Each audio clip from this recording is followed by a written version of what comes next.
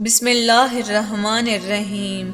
گزرے زمانے میں بھی ایک ایسا واقعہ بھی ہوا تھا جب ایک کافر خانہ کعبہ کو گرانا چاہا، یعنی اللہ کے گھر کو گرانا چاہا۔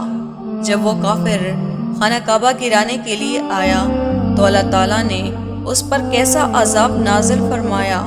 اس وقت اس کافر کا کیا انجام ہوا، اللہ کے گھر کو کیوں گرانا چاہا، واقعہ جاننے کے لیے ویڈیو کو ضرور دیکھیے۔ یہ واقعہ اصحاب فیل اور ابابیل کا واقعہ ہے، جسے اللہ تعالیٰ نے قرآن پاک کی سورت فیل میں بھی ذکر کیا ہے۔ حضرت محمد صلی اللہ علیہ وآلہ وسلم کی ولادت کے قبل ابرہہ یمن کا گورنر تھا۔ ابرہہ نے دیکھا کہ کئی لوگ ہر سال مکہ کی طرف ہجرت کرتے ہیں۔ ایک دن ابرہہ نے پوچھا کہ یہ لوگ کہاں جا رہے ہیں اور کیوں جا رہے ہیں، تو بتایا گیا کہ یہ لوگ مکہ میں ایک گھر کا طواف کرتے ہیں۔ ابرہہ نے کہا کہ میں یمن میں ہی ایک اتنا خوبصورت گھر تعمیر کروں گا اور پھر سب لوگوں کو حکم دوں گا کہ وہ لوگ اس گھر کا طواف کیا کریں۔ اس نے ایسا ہی کیا۔ اس نے ایک گھر بنوایا اور پھر لوگوں کو حکم دیا کہ تم لوگ ہر سال مکہ میں جاتے ہو، اس گھر کا طواف کرتے ہو، تم میرے اس عالیشان گھر کا طواف کیا کرو اور یہی تمہارے خدا کا گھر ہے۔ اہل عرب کو یہ بات نہایت ہی ناگوارا گزری۔ ان لوگوں نے صاف انکار کر دیا کہ ہم لوگ تمہارے بنائے ہوئے گھر کا طواف نہیں کریں گے، ہم اپنے رب کے گھر کا طواف کریں گے۔ جب ابرہہ نے دیکھا کہ لوگ تو ابھی بھی ہر سال مکہ میں اس کعبے کی طواف کرنے کے لیے جاتے ہیں، تو ابرہہ کو غصہ آیا اور اس نے کہا کہ میں مکہ میں موجود اس گھر کو ختم کر ڈالوں گا، یعنی گرا دوں گا۔ اس نے مکہ پر حملہ کرنے کا ارادہ کیا اور ہاتھیوں کی ایک عظیم فوج تیار کی۔ کہا جاتا ہے کہ ان میں سے ایک اتنا بڑا ہاتھی تھا کہ حبشیوں نے بھی اس سے پہلے اتنا بڑا ہاتھی نہیں دیکھا تھا۔ ابرہہ اس ہاتھی پر سوار ہو گیا، اس لیے اس واقعے کو اصحاب فیل یعنی ایک ہاتھی والا لشکر کہا گیا ہے۔ ابرہہ اپنے غرور و تکبر میں بیٹھ کر مکہ کی طرف روانہ ہوا۔ ابرہہ نے کسی کو پیغام دے کر مکہ کی طرف بھیجا۔ پیغام میں کہا کہ ان سے کہہ دو تمہاری طرف جنگ کرنے کے لیے نہیں آ رہا، میرا کام صرف تمہارے خدا کے گھر کو گرانا ہے۔ میں اپنے کام کروں گا اور خاموشی سے واپس آ جاؤں گا، لہٰذا تم میں سے کوئی بھی میرے راستے میں نہ آئے۔ جب قاصد یہ پیغام لے کر حضرت عبد المطلب کو پہنچایا تو حضرت عبد المطلب پیارے نبی سرکار دو عالم کے دادا تھے، اور یہ واقعہ پیارے نبی صلی اللہ علیہ وآلہ وسلم کی ولادت سے پہلے کا ہے۔ حضرت محمد صلی اللہ علیہ وآلہ وسلم کے دادا حضرت عبد المطلب نے فرمایا اسے آنے دو، ہم انہیں روکیں گے نہیں، خدا کا گھر ہے، خدا اسے خود ہی نپٹے گا۔ جب ابرہہ اپنے لشکر کو لے کر مکہ کے قریب آیا، ابرہہ کے لشکر نے مکہ کے لوگوں پر حملہ کر دیا۔ حملہ کر کے ان کا مال لوٹ لیا اور ان کے جانور بھی لوٹ لیے۔ ان میں سے 200 اونٹ حضرت عبد المطلب کے بھی تھے۔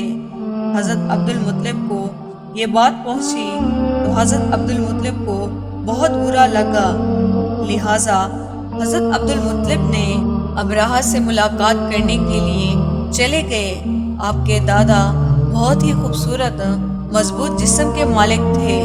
ابرہہ آپ کو دیکھ کر اپنے تخت سے نیچے اتر آیا اور کہنے لگا، اے اہل مکہ کے سردار، کیا سوال ہے؟ مجھ سے ابرہہ کا خیال تھا کہ یہ اپنے خدا کے گھر کو بچانے کی سفارش کرنے کے لیے آیا ہے۔ حضرت عبد المطلب نے فرمایا کہ تمہارے سپاہی میرے اونٹ لے آئے ہیں، میں تم سے مطالبہ کرتا ہوں کہ میرے مویشی مجھے واپس کر دیجئے۔ جب ابرہہ نے یہ بات سنی تو وہ کہنے لگا تمہارے اس بات نے تمہارا مقام میرے دل سے ختم کر دیا ہے۔ میں تو یہ سمجھا تھا کہ تم اپنے خدا کے گھر کو بچانے کی سفارش کرنے کے لیے آئے ہو، جس کو میں گرانے کے لیے آیا ہوں۔ حضرت عبد المطلب نے ایک تاریخی بات کہی۔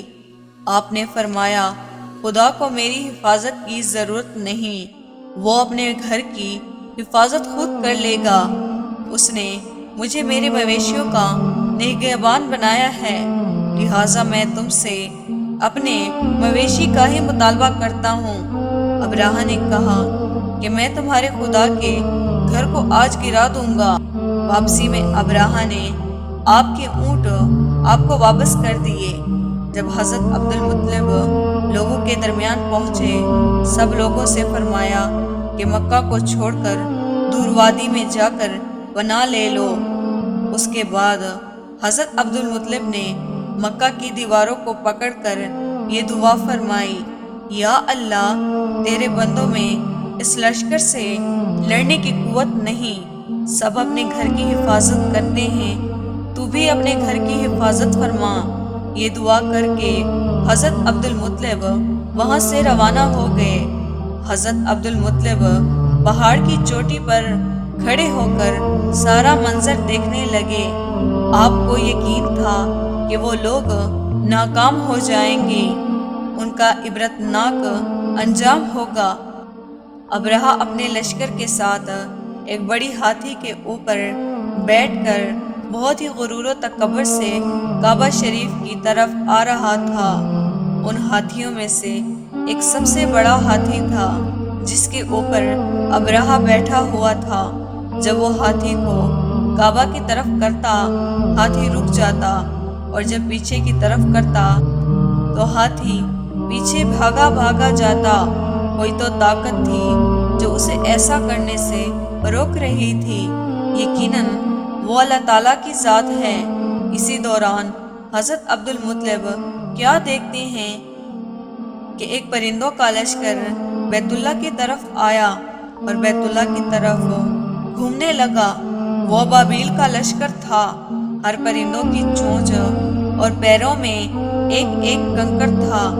اب وہ پتھر کون سے تھے اور کہاں سے لائے گئے تھے، یہ تو اللہ تعالیٰ کی ذات ہی جانتی ہے، لیکن تاریخی باتوں سے یہ بات ظاہر ہوتی ہے کہ یہ لشکر سمندر کی طرف سے نمودار ہوا تھا، یعنی یہ لشکر کسی سمندری جزیرے سے بھیجا گیا تھا، اور پرندوں نے ابرہہ کے لشکر پر پتھر چھوڑ رہے تھے۔ کہا جاتا ہے کہ وہ پتھر کسی ہاتھی یا کسی انسان پر گرتا تو اس کے سر کو چیرتا ہوا زمین پر گر جاتا۔ اس واقعے کا ذکر قرآن پاک کی سورت فیل میں بھی آیا ہے۔ دیکھتے دیکھتے کچھ ہی دیر میں وہ لوگ ہلاک ہو گئے۔ ان میں کچھ لوگ ہلاک ہونے سے بچ گئے، جن میں ابرہہ بھی شامل تھا۔ ابرہہ اور جو لوگ بچ گئے، ان لوگوں کو ایک ایسی بیماری لگ گئی جو بہت ہی خطرناک تھی۔ بیماری یہ ہوئی کہ ان کی جسم کا گوشت گل سڑ کر جلنے لگا۔ جہاں جہاں سے ابرہہ گزرتا، پیچھے اس کا گوشت گرتا چلا جاتا۔ جب ابرہہ ایک علاقے میں پہنچا تو اس کا سینہ پھٹ گیا اور اس کی موت ہو گئی۔ جب پورا لشکر مر گیا تو حضرت عبد المطلب باقی لوگوں کے ساتھ پہاڑ سے نیچے اترے اور مرنے والے لشکر کے پاس جتنا بھی خزانہ تھا حضرت عبد المطلب کے مکہ کے لوگوں میں تقسیم کر دیا۔ بے شک یہ دنیا فانی ہے اور باقی رہنے والی صرف اللہ تعالیٰ کی ذات ہے۔